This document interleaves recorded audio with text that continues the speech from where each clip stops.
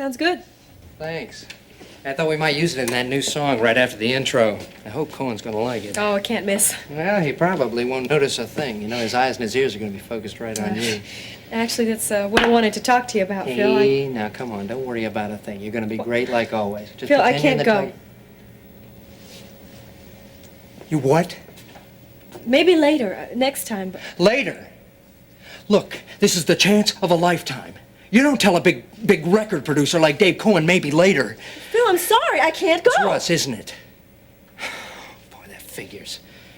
How you can be involved with a guy like that's beyond me. Oh, come on, he's not so bad. He only thinks of himself. Don't say that.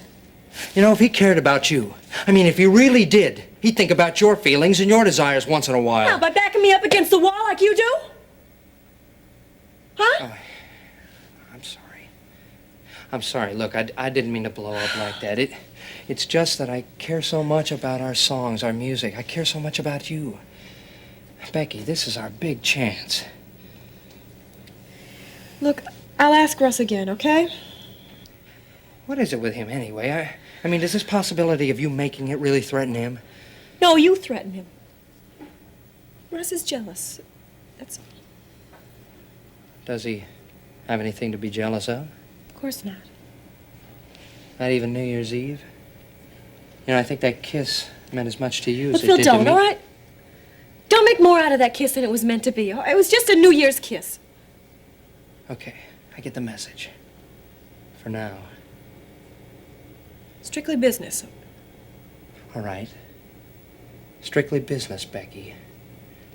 Look, without you, that band does not stand a chance with Cohen. If we make it together. Come on. You know that I want to go. I know. All we gotta do is get you to convince Russ. Well, I'll try. Look, if you don't, I will.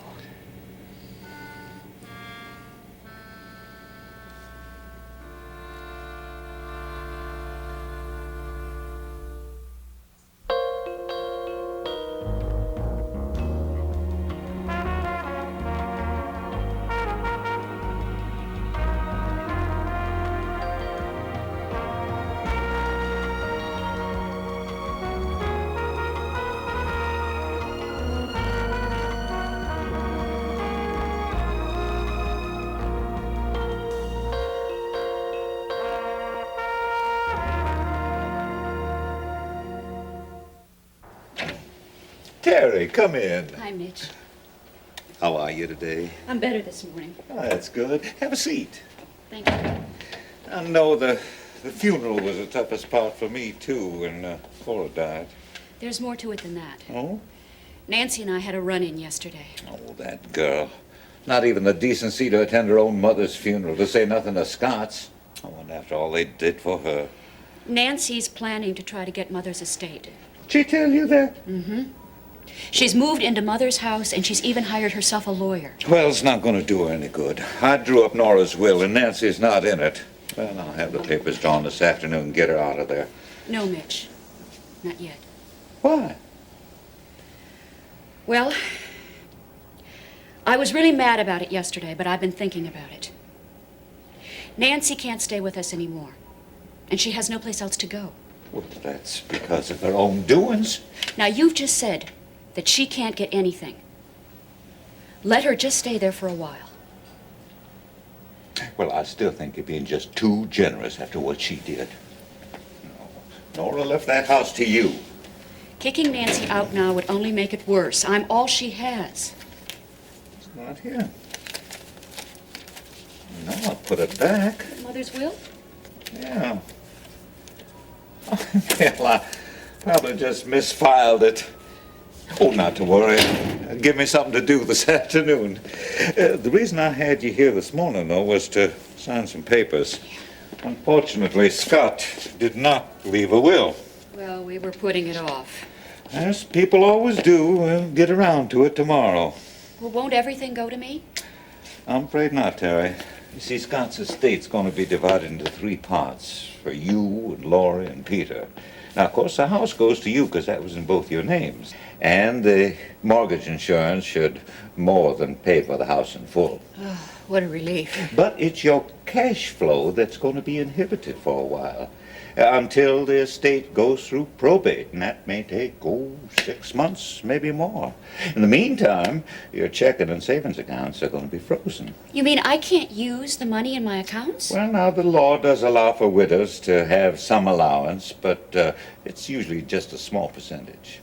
Well, there wasn't much left in it anyway.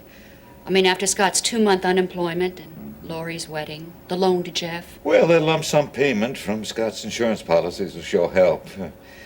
But as I said, it's going to take time. Yeah, it's a good thing I have my job. Well, now, it would have been a better thing if Scott had left a will.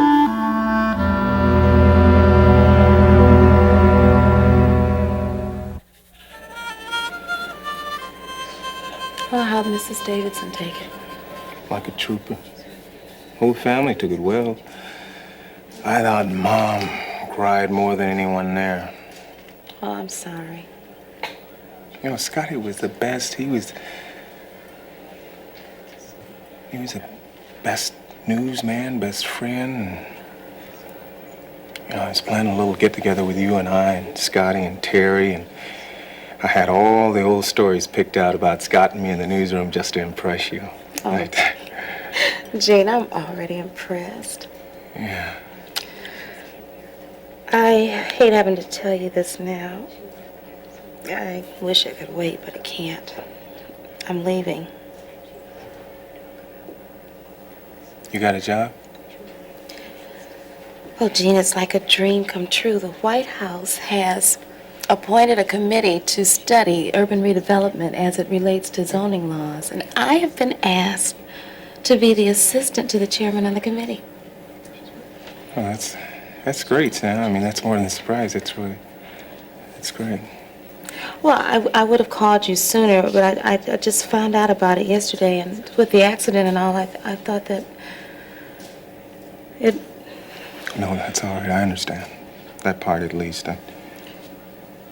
Well, what don't you understand? Well, I don't know.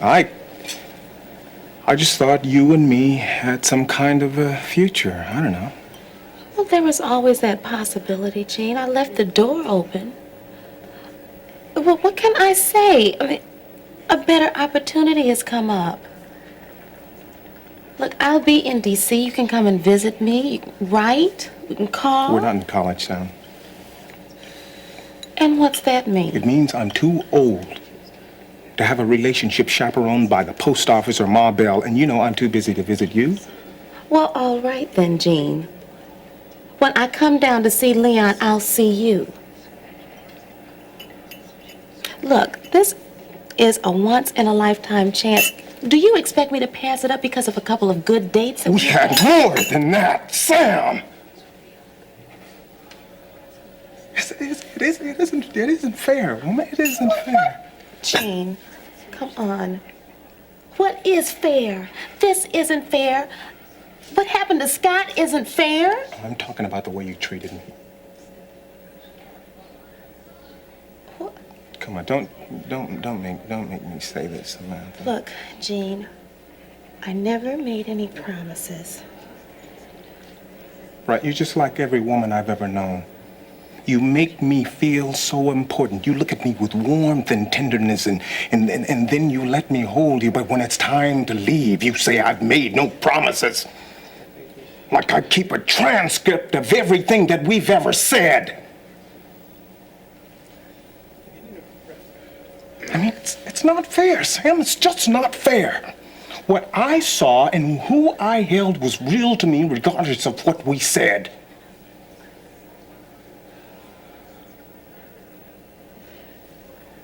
Jean, you are the first man that I have been interested in a long, long time. And if I said anything that was misleading or if I broke any of the rules, then I am sorry.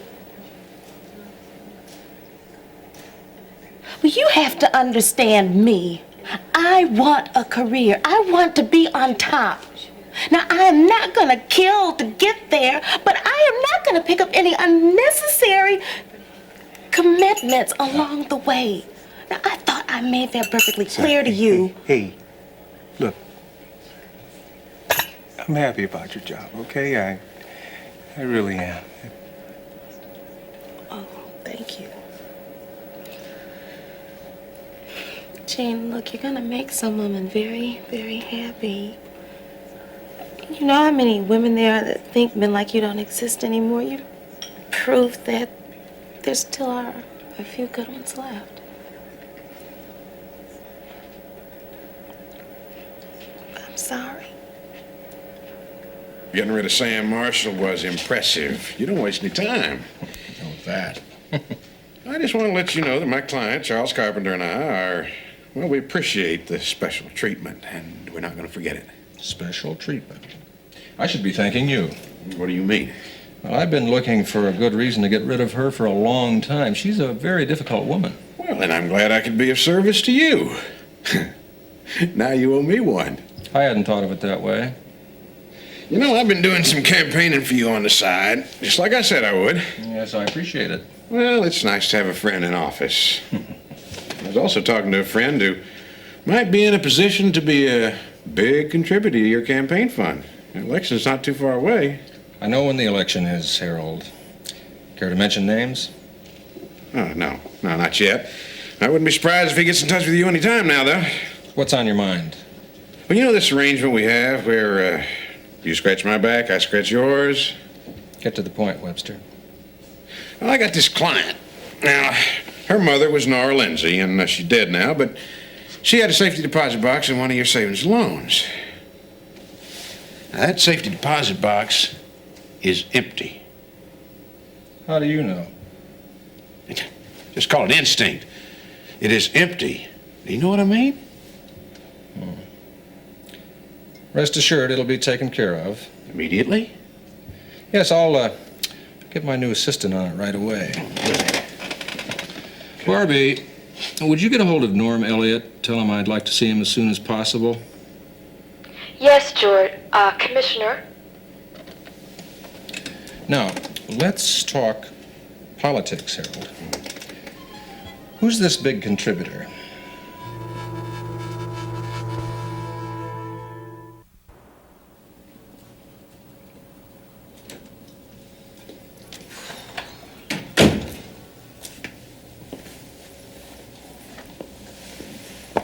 That's some term paper.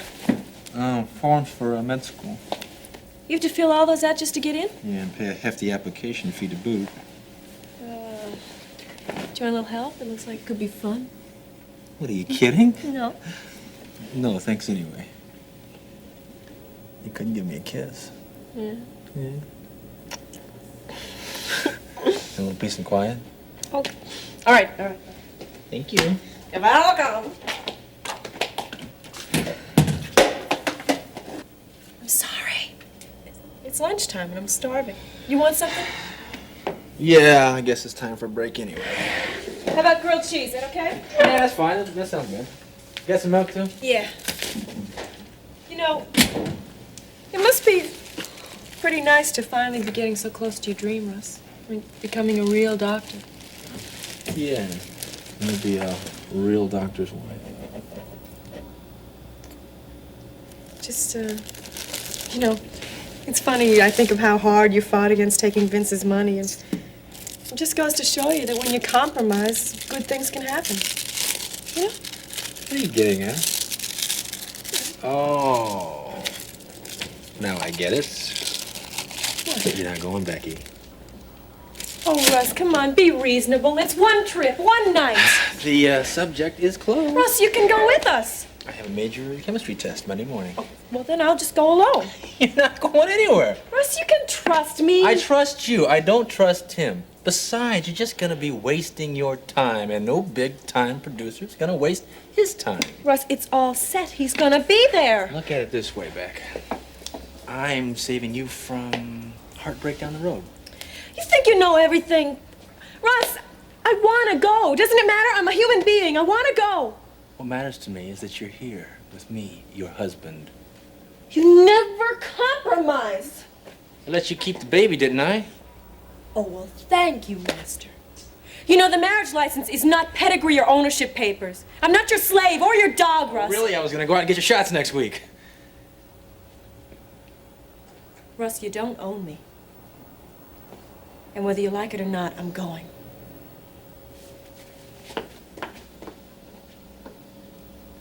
We'll see about that.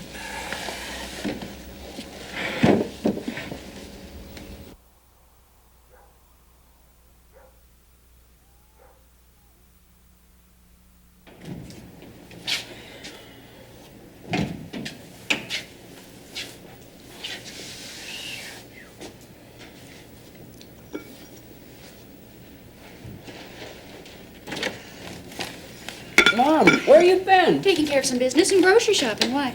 Well, I was worried about you. Let me take that. I'm sorry, honey. Hey, look. I got your favorite pizza. Yeah. and potato chips. Yeah, I'm surprised to see you at home at this time. Well, I'm home early. You didn't skip. Just a couple of classes. It doesn't matter, really. It certainly does matter, young man. Well, that's what I want to talk to you about. You see, I've decided to quit school. I'm going to get a job. Peter! I knew you'd be shocked at first, but see, I want to help. I want to support us. Hold it. Just sit down and let's discuss this. Mom, I've thought about it. I even have a lead on a really good job. Peter, I'm proud of you, but don't you think you're being a bit too hasty? Dad would want me to take care of you, Mom. Don't you think your father'd want you to finish high school, too? You're almost graduated. Well, I can go to night school. And then there's your college. Your father and I saved for years so you could have a good education. I'll go later. Well, I talked to Mitch this morning. Your father provided for us. His life insurance is substantial. When do we get it? Well, not for quite a while. Meanwhile, I'm going to start back to work at the hospital tomorrow, so we'll be fine. Well, how about a night job? You know, like after school or something. Well, maybe.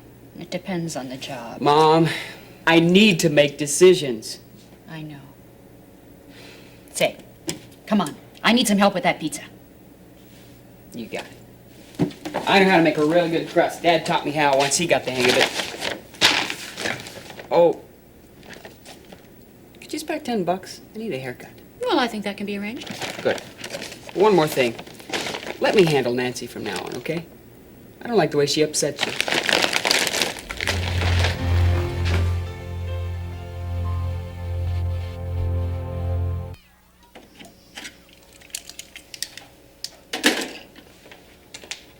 My, that was quick. You finished the front door already? Oh, yes, ma'am. In the garage, too. As soon as I get this lock changed, I'll be done. Good. Oh, and here's your new keys. Great, thank you. Why so many? Extras. Give to your friends. Oh, how convenient.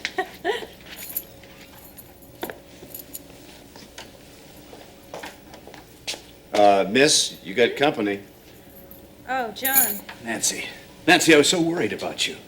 Terry told me I could find you here. And you haven't returned any of my calls. Well, I've been busy. You were so depressed the last time I saw you, right after it happened. And then I didn't see you at the funeral. Well, you've been to one funeral, you've been to them all. I missed you. No one to share your prune Danish with? I bought you a surprise, a gift. Your favorite color. What do you say I present it to you after I take you out to dinner tonight? No, thanks. Oh, I'm sorry. It's too soon, isn't it? How inconsiderate of me. No, it's not too soon, John. It's too late. We're finished, through. I've had it. What are you saying? I'm saying this is where I get off. I've had it with the Wrinkled City Express. Nancy, are you all right? This isn't like you. Well, it's amazing how candid one can be when one doesn't have to beg. Beg? I've never asked you to beg. Oh, come on. Every time I went out with you, I came home reeking of Geritol. We're finished, through. Nancy, keep your voice down, please. I've had it up to here with your dull jokes and dumb dinners. You must have bored your wife to death. Nancy, that really hurts. Yeah, well, trust me, you'll get over it. Go buy someone else. I don't have to stand here and listen to those insults. Well, bye-bye. Guess you won't be getting a key.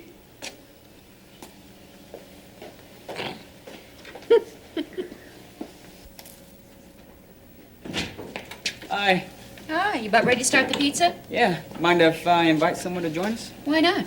Hi. Oh, Mitch! Pizza sounds like a good idea to me. Well, you're welcome to stay. Oh, I really can't. Pizza and me just don't get along. Oh, about midnight. Tell me, to what do we owe the honor of this visit? Well, it's a matter of something we were discussing this morning. Peter, would you mind? I think that Mom. Mitch and I should... I have a right to be here. You're right. He's the man of the house now. Mighty fine man he is, too. Come on, sit down, Mitch. Thank you. Is anything wrong? Well, nothing serious. No. It's just that I can't find Nora's will. I have looked everywhere in that office, upside down and sideways. You've lost Grandma's will? What about Dad's? Your father didn't have one. So what do we do now? Well, I know Nora had a copy in her safety deposit box. I put it there myself. It's in both our names. At Slaymaker Savings and Loan? Mm-hmm. And you have the key to the box? So my next stop is the savings and loan. What happens if it's not in the safety deposit box? Well, there's no reason to believe it won't be.